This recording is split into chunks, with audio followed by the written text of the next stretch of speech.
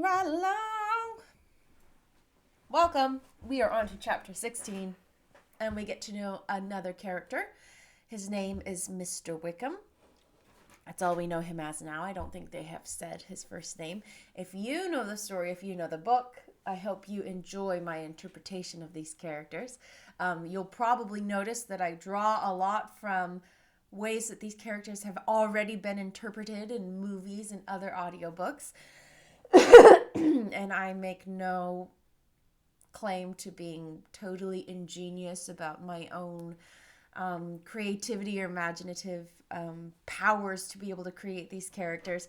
Oh no, I absolutely draw from other sources, 100%. Don't we all? In almost everything we do? Yeah, I won't pretend. Okay, here we are. Chapter 16. As no objection was made to the young people's engagement with their aunt, and all Mr. Collins's scruples of leaving Mr. and Mrs. Bennet for a single evening during his visit were most steadily resisted, the coach conveyed him and his 5 cousins at a suitable hour to Meryton, and the girls had the pleasure of hearing, as they entered the drawing-room, that Mr. Wickham had accepted their uncle's invitation, and was then in the house. When this information was given, and they had all taken their seats, Mr. Collins was at leisure to look around him and admire, and he was so much struck with the size and the furniture of the apartment that he declared he might almost have supposed himself in the small summer breakfast parlour at Rosings, a comparison that did not at first convey much gratification. But when Mrs. Phillips understood from him what Rosings was, and who was its proprietor, when she had listened to the description of the only one of Lady Catherine's drawing-rooms, and found that the chimney-piece alone had cost £800, she felt all the force of the compliment, and would hardly have resented a comparison with the housekeeper's room. In describing to her all the grandeur of Lady Catherine and her mansion, with occasional digressions in praise of his own humble abode, and the improvements it was receiving, he was happily employed until the gentlemen joined them, and he found in Mrs. Phillips a very attentive listener, whose opinion of his consequence increased with what she heard, and who was resolving to retail it all among her neighbours as soon as she could. To the girls, who could not listen to their cousin, and who had nothing to do but to wish for an instrument and examine their own indifferent imitations of china on the mantelpiece, the interval of waiting appeared very long. It was over at last, however. The gentleman did approach, and when Mr. Wickham walked into the room, Elizabeth felt that she had neither been seeing him before nor thinking of him since, with the smallest degree of unreasonable admiration. The officers of the shire were in general a very creditable, gentlemanlike set, and the best of them were of the present party. But Mr. Wickham was as far beyond them all in person, countenance, air, and walk, as they were superior to the broad-faced, stuffy Uncle Phillips, breathing port wine, who followed them into the room. Mr. Wickham was the happy man towards whom almost every female's eye were turned, and Elizabeth was the happy woman by whom he finally seated himself, and the agreeable manner in which he immediately fell into conversation, though it was only on its being a wet night, made her feel that the commonest, dullest, most threadbare topic might be rendered interesting by the skill of the speaker. With such rivals for the notice of the affair. Let me try that again. With such rivals for the notice of the fair as Mr. Wickham and the officers, Mr. Collins seemed to sink into insignificance. To the young ladies he certainly was nothing, but he had still at intervals a kind of listener in Mrs. Phillips, and was by her watchfulness most abundantly supplied with coffee and muffin. When the card tables were placed, he had the opportunity of obliging her in turn by sitting down to whist. "I know very little of the game at present," said he, "but I shall be glad to improve myself, for in my situation in life—" Mrs. Phillips was very glad for his compliance, but could not wait for his reason. Mr. Wickham did not play at whist, and with ready delight was he received at the other end of the table between Elizabeth and Lydia. At first there seemed danger of Lydia's engrossing him entirely, for she was a most determined talker, but being likewise extremely fond of lottery tickets, she soon grew too much interested in the game, too eager in making bets and exclaiming after prizes to have attention for anyone in particular. Allowing for the common demands of the game, Mr. Wickham was therefore at leisure to talk to Elizabeth, and she was very willing to hear him, though what she chiefly wished to hear she could not hope to be told. The history of his acquaintance with Mr. Darcy. She dared not even mention that gentleman. Her curiosity, however, was unexpectedly relieved. Mr. Wickham began the subject himself. He inquired how far Netherfield was from Meryton, and, after receiving her answer, asked in a hesitating manner how long Mr. Darcy had been staying there. "About a month," said Elizabeth, and then, unwilling to let the subject drop, added, "He is a man of very large property in Derbyshire, I understand." "Yes," replied Mr. Wickham. "His estate there is a noble one, a clear £10,000 per annum. You could not have met with a person more capable of giving you certain information on that head than myself, for I have been connected with the family in a particular manner from my infancy." Elizabeth could not help but look surprised. "You may well be surprised, Miss Bennet, at such an assertion, after seeing, as you probably might, the very cold manner of our meeting yesterday. Are you much acquainted with Mr. Darcy?" "As much as I ever wished to be," cried Elizabeth very warmly. "I have spent 4 days in the same house with him, and I think him very disagreeable." "I have no right to give my opinion," said Wickham, "as to his being agreeable or otherwise. I am not qualified to form one. I have known him too long and too well to be a fair judge. It is impossible for me to be impartial, but I believe your opinion of him would in general astonish, and perhaps you would not express it quite so strongly anywhere else. Here you are, in your own family." "Upon my word, I say no more here than I might say in any house in the neighbourhood, except Netherfield. He is not at all liked in Hertfordshire. Everybody is disgusted with his pride. You will not find him more favourably spoken of by anyone." "I cannot pretend to be sorry," said Wickham, after a short interruption, "that he or that any man should not be estimated above their deserts, but with him I believe it does not often happen. The world is blinded by his fortune and consequence, or frightened by his high and imposing manners, and sees him only as he chooses to be seen." "I should take him, even on my slight acquaintance, to be an ill-tempered man." Wickham only shook his head. "I wonder," said he, at the next opportunity of speaking, "whether he is likely to be in this country much longer." "I do not know at all, but I heard nothing of his going away when I was at Netherfield. I hope your plans in favour of the Blankshire will not be affected by his being in the neighbourhood." "Oh, no, it is not for me to be driven away by Mr. Darcy. If he wishes to avoid seeing me, he must go.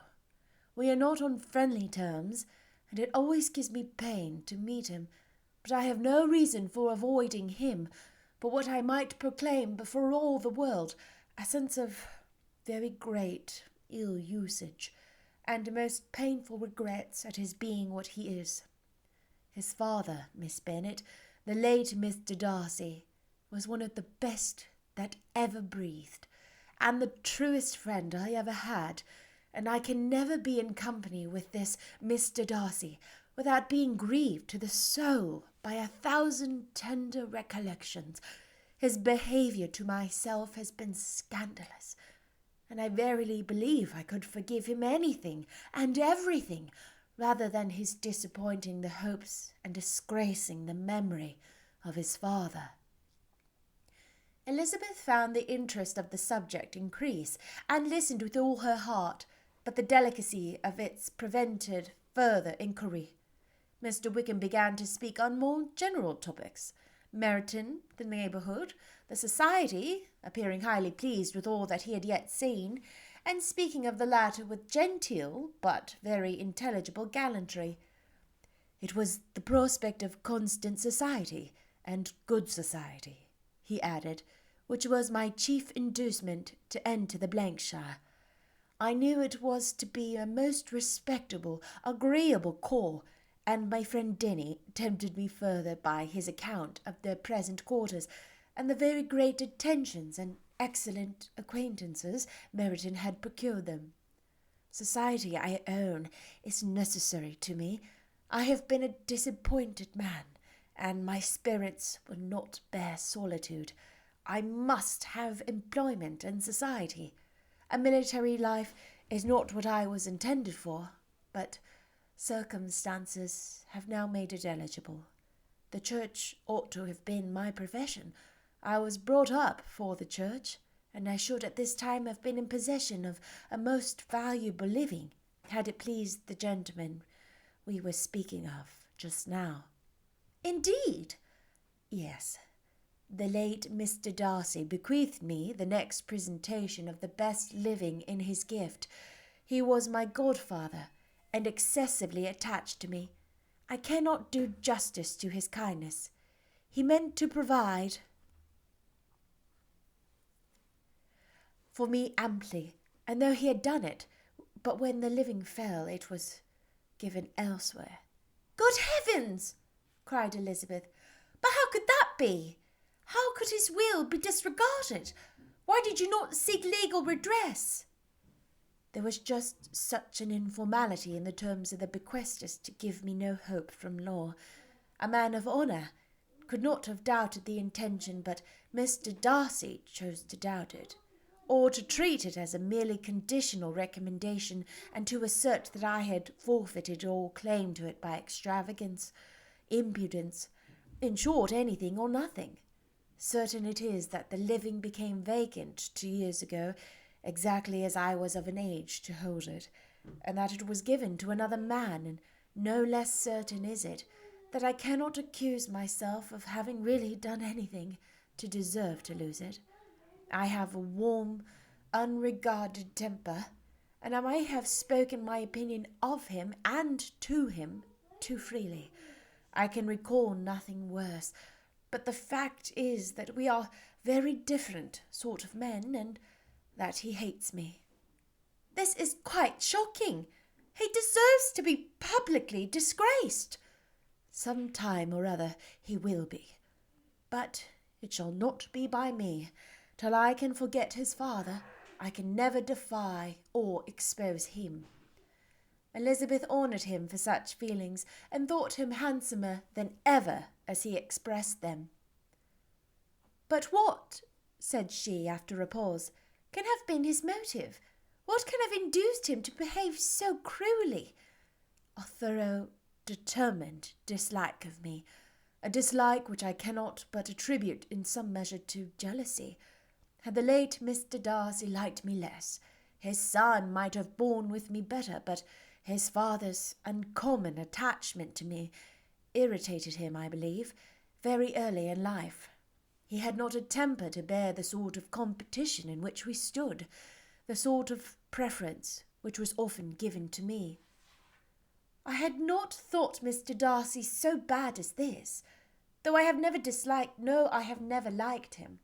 I had not thought so very ill of him. I had supposed him to be despising his fellow creatures in general, but I did not suspect him of descending to such malicious revenge, such injustice, such inhumanity as this. After a few minutes' reflection, however, she continued, I do remember his boasting one day at Netherfield of the implacability of his resentments, of his having an unforgiving temper. His disposition must be dreadful. I will not trust myself on the subject, replied Wickham. "I can hardly be just to him." Elizabeth was again deep in thought, and after a time exclaimed, "To treat in such a manner the godson, the friend, the favourite of his father!"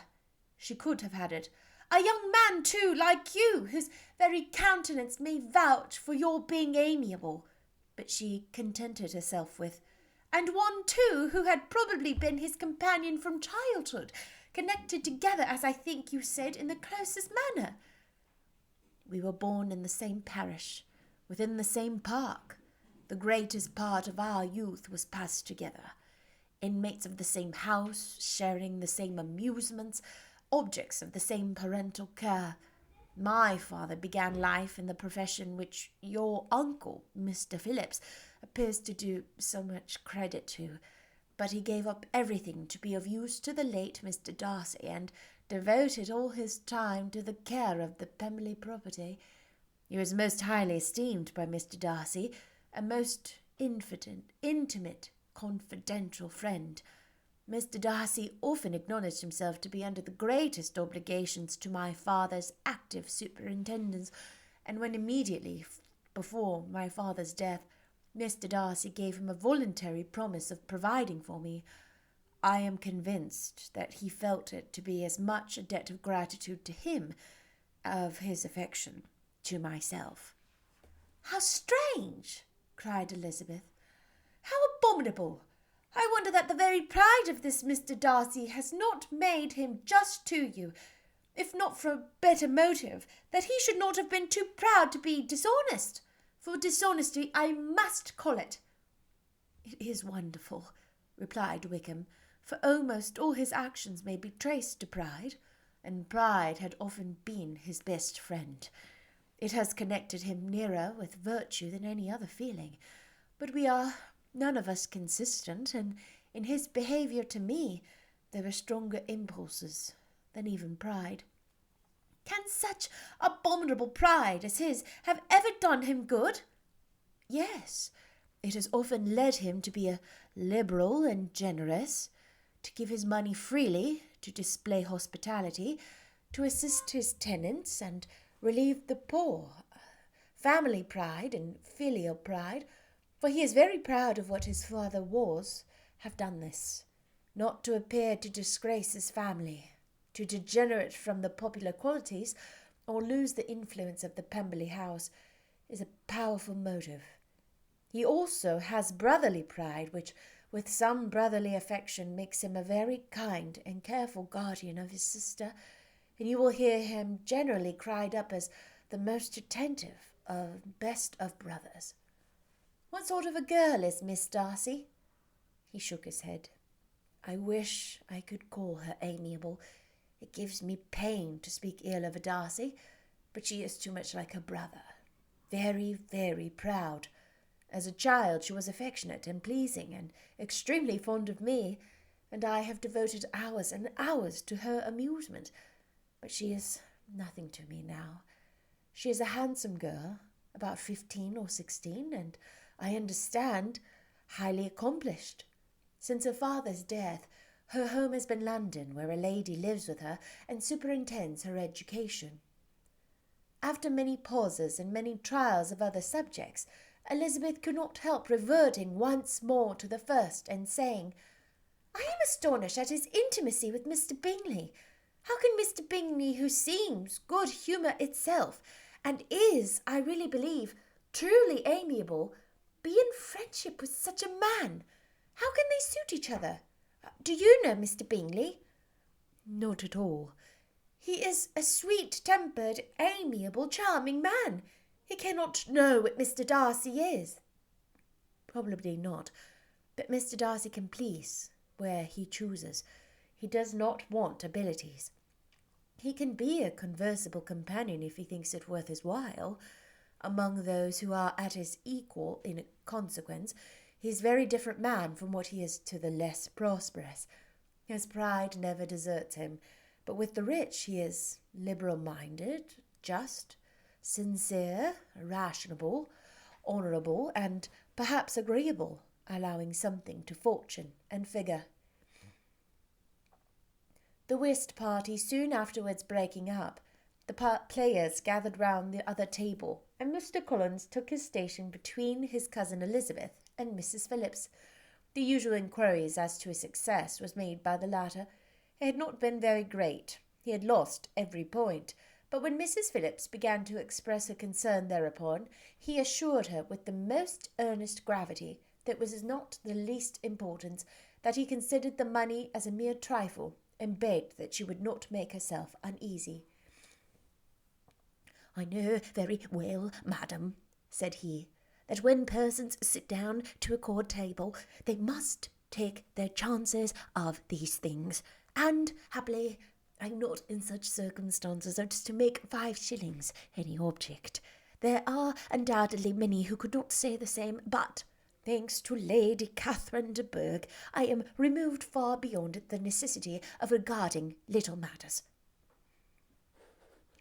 Mr. Wickham's attention was caught, and after observing Mr. Collins for a few moments, he asked Elizabeth in a low voice whether her relation was very intimately acquainted with the family of the de Bourgh. "Lady Catherine de Bourgh," she replied, "has very lately given him a living. I hardly know how Mr. Collins was first introduced to her notice, but he certainly has not known her long." "You know, of course, that Lady Catherine de Bourgh and Lady Anne Darcy were sisters, consequently that she is aunt to the present Mr. Darcy." "No, indeed, I did not. I knew nothing at all of Lady Catherine's connections. I never heard of her existence till the day before yesterday." "Her daughter, Miss de Bourgh, will have a very large fortune, and it is believed that she and her cousin will unite the 2 estates." This information made Elizabeth smile, as she thought of poor Miss Bingley.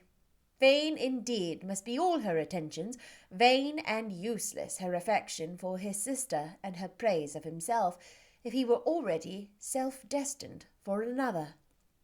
"Mr. Collins," said she, "speaks highly both of Lady Catherine and her daughter, but from some particulars that he has related of her ladyship, I suspect his gratitude misleads him, and that in spite of her being his patroness, she is an arrogant, conceited woman." "I believe her to be both in great degree," replied Wickham. "I have not seen her for many years, but I very well remember that I never liked her, and that her manners were dictatorial and insolent.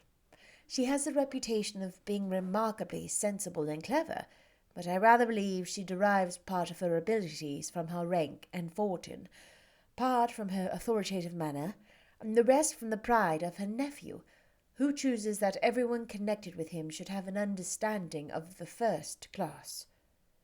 Elizabeth allowed that he had given a very rational account of it, and they continued talking together with mutual satisfaction till supper put an end to their conversations, and gave the rest of the ladies their share of Mr. Wickham's attentions. There could be no conversation in the noise of Mrs. Phillips's supper party, but his manners recommended him to everybody. Whatever he said was said well, and whatever he did, done gracefully. Elizabeth went away with her head full of him. She could think of nothing but Mr. Wickham, and of what he had told her all the way home, but there was not time for her to even mention his name as they went, for neither Lydia nor Mr. Collins were once silent.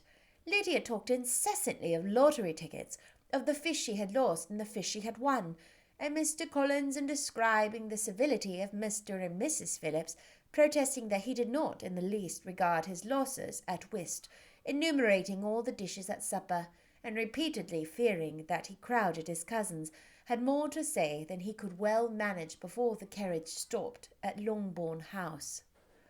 Oh my goodness, what a background of information we just received. So, as I sniff, Mr. Wickham and his father were workers or stewards at the home of Pemberley, Mr. Darcy's house. And so that means Darcy and Wickham kind of grew up at the same age in the same area with the same people in the same home. And Mr. Wickham is saying that they grew up like brothers almost, and that Darcy's father was very, it's weird to say Darcy instead of Darcy. Darcy's father was very attentive toward Wickham, that he treated him like a son, and that he even showed preference to Wickham more than Darcy, and that's what made Darcy jealous of Wickham, and that's what increased Darcy's disdain for Wickham, and therefore Darcy did what he could with the will, his father's will, Darcy's father's will, to keep Mr. Wickham's inheritance, because Mr. Wickham was going to get a large inheritance, and so that changed why he was in the military. That changed, he was supposed to, he said, be a clergyman or someone who worked for the church, like Mr. Collins, that's what he was destined for, and that he would have his inheritance from that person, and that he would just be done working for his money. And all of that changed when Darcy kept the money from him. Interesting. And now Elizabeth is saying what about her impressions of Mr. Wickham? She is leaving the party with her head full of him. Whatever he says it well. Whatever he does it well. Have you ever felt that way? I have. I'll see you next time. Bye.